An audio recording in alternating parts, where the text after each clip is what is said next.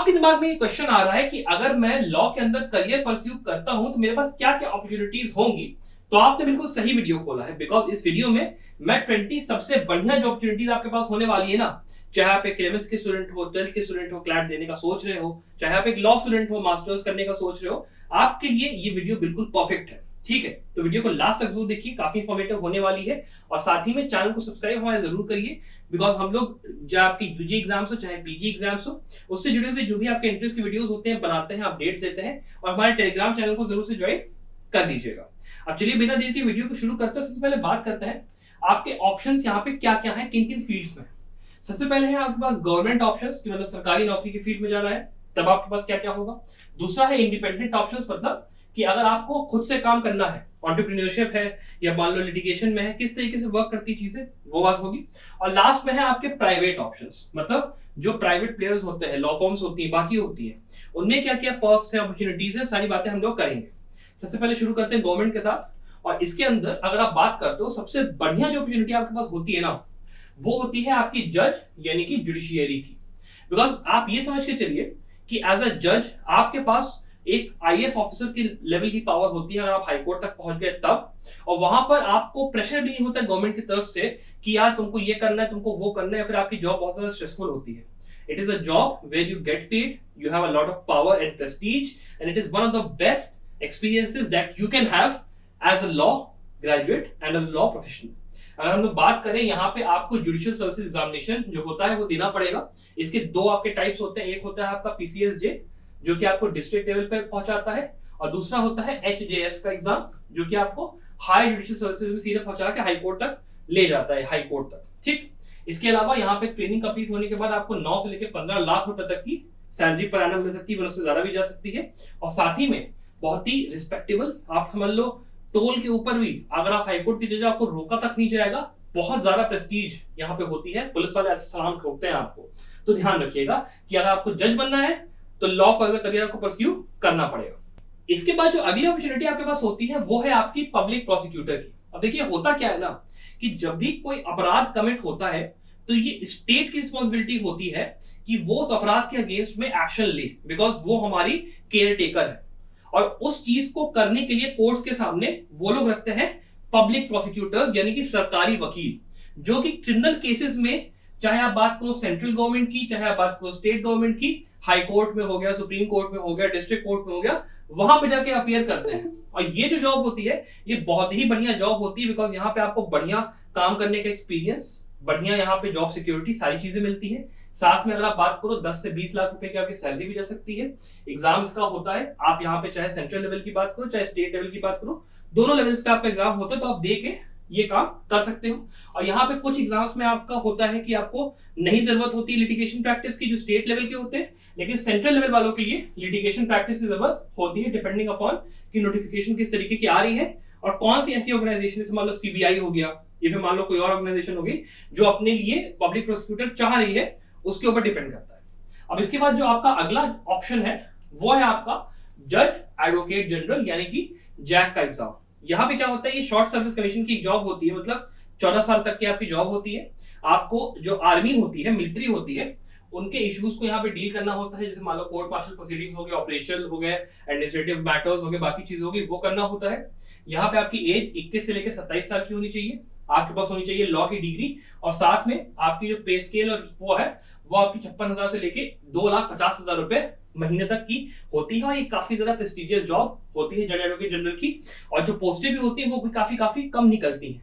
तो यहाँ पे इसको पाना थोड़ा हार्ड है, लेकिन अगर एक बार मिल गई तो बहुत ही बढ़िया रहती है। इसके बाद जो अगली अपॉर्चुनिटी आपके पास है वो है आपकी आरबीआई ग्रेड बी ऑफिसर यानी कि लीगल ऑफिसर। होता क्या है कि रिजर्व बैंक ऑफ इंडिया के अंदर यहाँ पर आपको लीगल एडवाइस के लिए, ओपिनियन देने के लिए जो मैटर्स होते हैं यहाँ पे आरबीआई के पास, उनके लिए आपको as a legal officer appoint किया जाता है।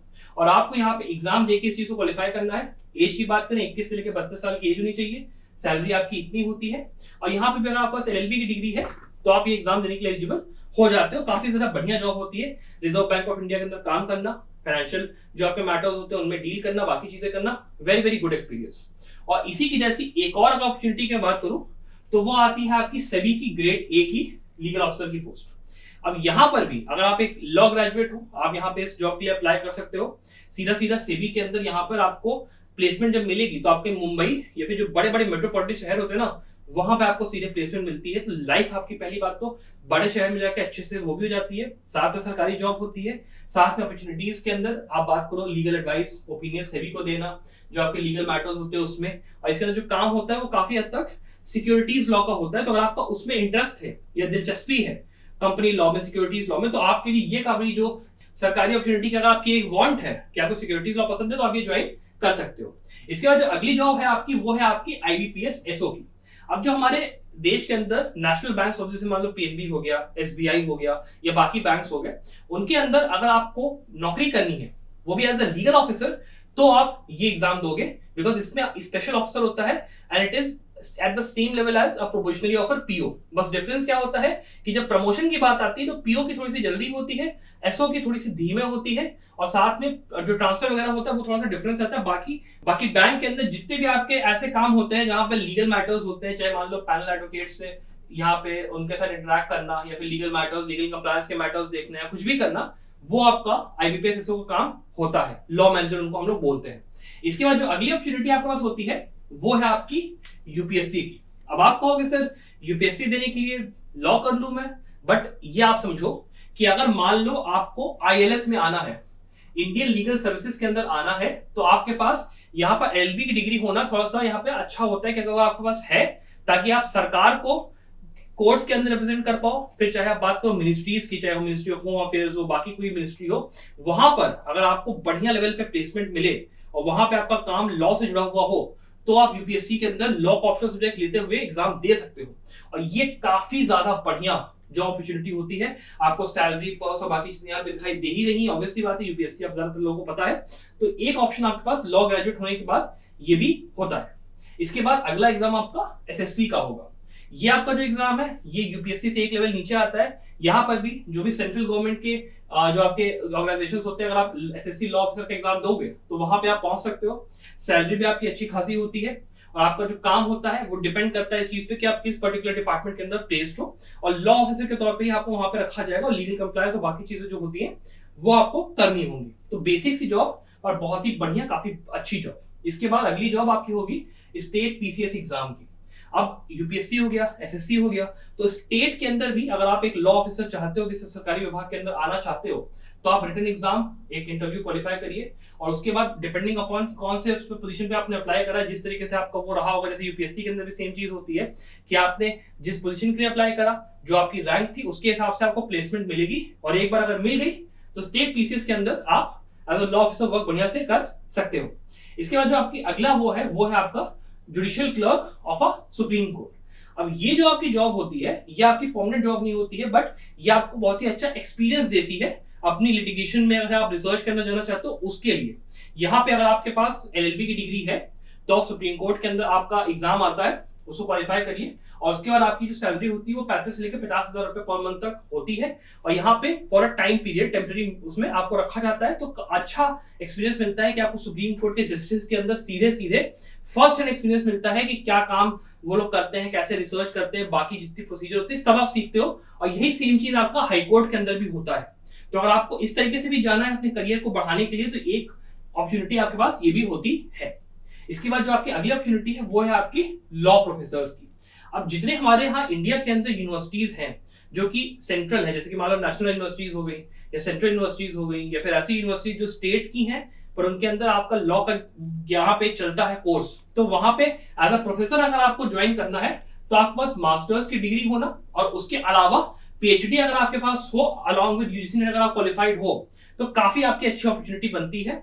और डिपेंडिंग अपॉन कि आपका कॉलेज कौन सा है, आप यहाँ पर बेसिकली 50,000 से लेके 1,50,000 रुपए पर मंथ कमा सकते हो। और एज अ लॉ प्रोफेसर पढ़ाना एक बहुत ही बढ़िया एक्सपीरियंस होता है। और अगर आप प्रमोट होते होते बढ़िया जाते हो तो ऑब्वियसली बात है आप प्रोफेसर, वाइस चांसलर कहीं तक भी जा सकते हो। तो क्वाइट द अपॉर्चुनिटी जो कि आप पकड़ यहाँ सकते हो लॉ प्रोफेसर बनने का। अगर आपके अंदर ड्रीम है, एकेडमिक्स में जाने का ड्रीम है, तो वो भी आप परस्यू कर सकते हो किसी गवर्नमेंट कॉलेज से। इसके बाद अगर हम लोग बात करें तो एक आपका आखिरी चीज आती है वो होती है लीगल एडवाइजर के तौर पे। अगर आप गवर्नमेंट किसी डिपार्टमेंट में जाना चाहते हो, यहाँ पे क्या होता है कि यहाँ पर डिपेंड करता है कि किस तरीके की पोजीशन पे पहली बात तो आपने अप्लाई करा। जो गवर्नमेंट है, जो ऑर्गेनाइजेशन है उसने जिस तरीके से भी अपनी वांट निकाली कि हमें इस पे यहाँ पे लीगल ऑफिसर की जरूरत है, तो आप वो एग्जाम जाके पर्टिकुलरली दे सकते हो। और वहां पे आपका अगर सिलेक्शन एक बार हो जाता है तो वहां पे एलएलबी की डिग्री केवल आपको चाहिए। और जो पर्क्स होते हैं वो उसके ऊपर डिपेंड करता है कि कौन सी ऑर्गेनाइजेशन है, गवर्नमेंट का कौन सा विंग है, किस तरीके की सैलरी दे रहा है, किस तरीके का काम है, बाकी चीजें। तो ये भी काफी आपका अच्छा ऑप्शन होता है लीगल एडवाइजर बनना गवर्नमेंट के लिए। अब इसके बाद अगर हम लोग आगे बात करें तो जो आपकी पीएसयूज होती है ना, जैसे कि मान लो मैं आपको एग्जांपल दूं, वो एनजीसी हो गई, ठीक है। एनजीसी के अलावा मान लो एनटीपीसी हो गई, या फिर जो महारत्नास होते हैं, मिलिट्री रत्नास होते हैं, वो आपके जो पीएसयूज होते हैं उनके अंदर आपके पास अपॉर्चुनिटी होती है कि आप एक लॉ ऑफिसर के तौर पे ज्वाइन करिए और उन ऑर्गेनाइजेशंस को सरकार या फिर मान लो उनका जो कंप्लायंस वर्क है वो, या फिर कोर्ट से सामने रिप्रेजेंट करना, ये जितनी चीजें होती हैं वो आपको करने का मौका मिलेगा। और ये जो होता है अपॉर्चुनिटी, ये आपको क्लैट पीजी का एग्जाम देने के बाद मौका मिलता है, इंटरव्यू डायरेक्टली होता है। और एक बार अगर सिलेक्शन हो गया तो बहुत ही बढ़िया पे स्केल 56,000 से लेकर 2,50,000 तक आपकी जाती है, डिपेंडिंग अपॉन आप किस तरीके के उसमें आते हो। मान लो आप आ गए छोटे लेवल पे, बड़े लेवल पे, E1 E2 E0, उसके ऊपर डिपेंड करता है। और ये बहुत ही बढ़िया जॉब होती है पीएसयूज की, अगर आपको ट्राई करना है you can go for that also as a career of law. इसके बाद अगर हम लोग बात करें तो आपके जो इंडिपेंडेंट ऑप्शंस होते हैं ना, ये आपके वो ऑप्शंस हैं जो कि आप परस्यू कर सकते हो if you want to do something for yourself. आप किसी गवर्नमेंट के अंदर नौकरी नहीं करना चाहते, आप नहीं चाहते कि मैं भाई किसी प्राइवेट उसमें जाऊं, तो आप ये काम कर सकते हो। उसमें पहला ऑप्शन आपके पास होता है लिटिगेशन का। आप जाइए सीधे सीधे, मान लो अगर आपको वकालत शुरू करनी है तो आप किसी सीनियर के अंदर जाइए, वहां पर आप उनके सामने भाई इंटर्नशिप करिए, फिर साथ में उनके आप जूनियर बनिए, जूनियर एडवोकेट से आप सीखते सीखते सीखते सीखते 4-5-6 साल में, कभी कभी 10 साल में आप बढ़िया एक वकील बन सकते हो, खुद की प्रैक्टिस एस्टैब्लिश कर सकते हो और खुद के बेसिस पे खुद के बॉस बन के पैसे कमा सकते हो। उसके लिए बस आपको बार काउंसिल का एग्जाम जो होता है वो पार करना है, और इंडिया बार का काफी कठिन एग्जाम नहीं होता है। और 1 ईयर की अप्रेंटिसशिप अगर आप मान लो एक एडवोकेट के अंदर करते हो, जो कि आपको देगा इस चीज का सर्टिफिकेट कि हाँ भाई आपने इतना साल का अब अपना एक्सपीरियंस ले लिया है, तो फिर आपका बढ़िया से शुरू हो सकता है। आपकी कमाई एकदम इन्फिनिट होती है, जितनी चाहे उतना कमा सकते हो। 3 से 8 लाख तो केवल एक एवरेज इसकी बात कर रहे हैं तो जो लोग वकील कमाते हैं। और फ्लेक्सिबल होता है, काफी चैलेंजिंग, काफी बढ़िया काम होता है, लिटिगेशन के अंदर आप उतर पाते हो तब। इसके बाद जो आपका अगला ऑप्शन है वो है आपका खुद की लॉ फर्म खोलना। अब ये जो आपका काम है ये आपका एक लेवल ऊपर का है। मान लो आप गए, आपने बढ़िया वकालत जमा ली, 10-15 साल काम कर लिया, फिर आपको लगा कि चलो यार मेरे 2-3-4-5 दोस्त हैं, मैं मिलकर इनके साथ एक पर्टिकुलर एरिया ऑफ लॉ की प्रैक्टिस शुरू करता हूं। मान लो आपने कहा कि मैं सिक्योरिटीज लॉ की प्रैक्टिस शुरू करूंगा, या फिर मान लो मैंने कहा कि आप इनकम टैक्स, कुछ भी आपके मन में आता है आप शुरू करिए। सारे लोग मिलकर वहां पे काम करेंगे और खुद का पैसा कमाएंगे। It will be a partnership form. जैसे अगर आपने जो सीरीज है ना सूट्स, अगर आपने वो देखी हो तो उसके अंदर वो जो आपने पार्टनरशिप देखा होगा वो वाली फॉर्म की बात होती है। तो वहां पे अगर आप खुद की फॉर्म खोलते हो तो इंडिया के अंदर वही सेम चीज एप्लीकेबल होगी। अगर आप बात करते हो शार्दुल मलचुंग मंगल दास की, ट्राईलीगल की, सारी फॉर्म्स ही तो है, सभी पार्टनरशिप फॉर्म्स हैं, सभी ने वो करा। तो आपको भी अगर अपनी शुरू करनी हो, खुद की प्रैक्टिस करनी हो, you have an option for that as well. इसके बाद अगर आप लोग बात करते हैं प्राइवेट सेक्टर की, तो देखिए प्राइवेट सेक्टर के अंदर अगर आप किसी लॉ फर्म के अंदर या बाकी किस तरीके से काम कर सकते हो उसका मैं आप बात करने वाला हूं। सबसे पहले एक कॉर्पोरेट लॉयर। आप अगर मान लो किसी भी एनएलयू के थ्रू अपनी डिग्री लेने जा रहे हो, या फिर आप ये सोचते हो कि हाँ मुझे कॉर्पोरेट लॉयर बढ़िया बनना है और पैसे कमाने हैं, या फिर मुझे कॉर्पोरेट लॉ में काफी इंटरेस्ट है and I want to live that life, then आप यहाँ पे जाइए, बढ़िया से आप जाके अपना लॉ का वो है करिए। यहाँ पे आप कॉर्पोरेट लॉ में या कंपनी सेक्रेटरी कोर्स या किसी उसमें अगर आपकी स्पेसिफिक स्पेशलाइजेशन है तो वो काफी आपको हेल्प करेगी। साथ में अगर आप यहाँ पे एक्सपीरियंस गेन कर पाते हो, जो आपके लॉ डिपार्टमेंट्स होते हैं, जो आपकी लॉ फॉर्म्स होती हैं, उनके साथ इंटर्नशिप्स कर करके अगर आप बढ़िया से अपना नेटवर्किंग कर पाते हो, और उसके बाद फिर अपनी मान लो मास्टर्स के साथ भी अगर मान लो जाना चाहते हो फर्दर स्पेशलाइजेशन करने के लिए फील्ड के अंदर, तो आपके लिए बहुत ही तगड़ी अपॉर्चुनिटी होती है। स्टार्टिंग सैलरी अगर मान लो टॉप एनएलयूज की हम लोग बात करते हैं तो 10-10 लाख से शुरू होती है पर एनम आपकी, और जाती है 20 लाख 25 लाख तक। और डिपेंडिंग अपॉन कि आप कितना ज्यादा यहाँ पे कॉम्पिटिटिव हो, कितना आप ग्राइंड कर सकते हो, ये one of the best opportunities है एज अ लॉयर जो कि आप परस्यू कर सकते हो कॉर्पोरेट लॉ की। इसके बाद दूसरा है आपका लीगल जर्नलिज्म का। यहाँ पे क्या होता है कि मान लो आप एक ऐसे इंसान हो जिसको कि इंटरेस्ट है लॉ में भी, और उसको इंटरेस्ट है कि हाँ मुझे ना न्यूज कवर करना पसंद है, आपको जर्नलिज्म में इंटरेस्ट है, तो आप एक लीगल जर्नलिस्ट बन सकते हो। जैसे आपके बड़े बड़े जो अखबार होते हैं या फिर जो मीडिया ऑर्गेनाइजेशंस होती हैं, उनके अंदर ऐसी पोस्ट होती है जहां पे स्पेसिफिकली कि सुप्रीम कोर्ट ने क्या केस दिया या किस दिन क्या आया, कैसा रहा, जो भी लीगल एस्पेक्ट होता है ना, उसके ऊपर एक एक्सपर्ट की जरूरत होती है वहां पर आप आते हो, there you go for legal journalism and depending upon की ऑर्गेनाइजेशन किस तरीके की, आपकी 25 से लेकर 75,000 की सैलरी भी हो सकती है और हाई प्रोफाइल हाई स्टेक्स मामला यहाँ पे होता है, बढ़िया जॉब सेटिस्फैक्शन होती है। तो अगर आपको लीगल जर्नलिज्म के अंदर भी जाने का मन है तो आप वो भी काम कर सकते हो। इसके बाद जो आपका अगला है वो है आपका as a company secretary with LLB. अब देखिए इसके अंदर क्या होता है कि आप अगर एक कंपनी सेक्रेटरी बनना चाहते हो तो लॉ के साथ उस चीज को परस्यू करना काफी हद तक बहुत ही अच्छा मौका होता है कि जितने भी आपके कंप्लायंस ऑफिसर्स होते हैं जो कि किसी भी कंपनी में हायर किए जाते हैं, जिनका कि काम होता है ये देखना कि जो भी लीगल तरीके से काम हो रहा है कंपनी के अंदर वो सही हो रहा है, नहीं हो रहा है, क्या क्या चीजें ऐसी हैं जिनकी जरूरत है, क्या कोई चीज फंस तो नहीं रही है, क्या हम लोग कोई ऐसा काम तो नहीं कर रहे हैं जिसकी वजह से सरकार हम पे कोई केस कर दे या कुछ भी हो, वो कंपनी सेक्रेटरी का काम होता है पूरा पूरा देखना। और अगर आपको मान लो टैक्स लॉ में, कंपनी लॉ में, सब में इंटरेस्ट है और आप चाहते हो उस तरफ जाना तो कंपनी सेक्रेटरी आपके लिए बहुत ही बढ़िया ऑप्शन होता है। साथ में अगर आप मान लो लॉ स्कूल में हो तभी आप यहाँ पे कंपनी सेक्रेटरी का जो कोर्स होता है, बिगनर होता है, उसके आगे जो लेवल्स होते हैं वो अपना देना एग्जाम शुरू करो, कंपनी सेक्रेटरी निकालो, सेक्रेटरीशिप करो, उसके बाद अपना लॉ की डिग्री खत्म करते हुए तुरंत जॉब पाओ और बढ़िया से अपना करियर आगे बढ़ाओ। ये भी बहुत ही ऑप्शन आपका बढ़िया होता है प्राइवेट सेक्टर में अगर आप जाना चाहते हो तब। इसके बाद जो आपका अगला ऑप्शन है वो है आपका एमबीए का।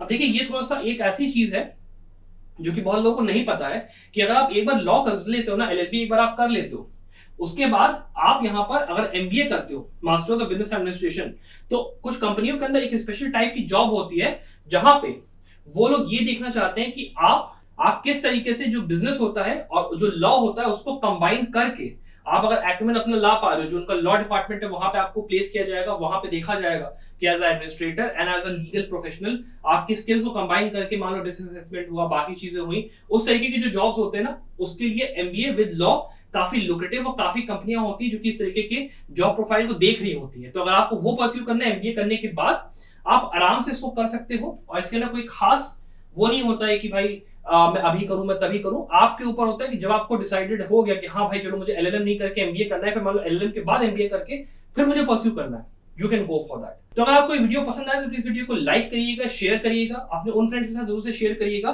जो कि क्लैट की या फिर किसी भी अदर अंडर ग्रेजुएट के अंदर जो लॉ एंट्रेंस एग्जाम होते हैं, फिर जो पोस्ट ग्रेजुएट के अंदर एग्जाम्स होते हैं उसकी तैयारी कर रहे हैं, उनके साथ जरूर से शेयर करिए। साथ में अगर आप क्लैट पीजी एग्जाम की, क्लैट यूजी एग्जाम की, सीवेट एग्जाम की, किसी भी एग्जाम की तैयारी कर रहे हैं तो जरूर से हमारे टेलीग्राम चैनल जरूर ज्वाइन करिए और आप हमारे कोर्सेज भी चेकआउट कर सकते हैं। हमारी वेबसाइट की जो नीचे डिस्क्रिप्शन में लिंक दिया उसके थ्रू आप जा सकते हो। I wish you the very very best of luck for your future career. Bye.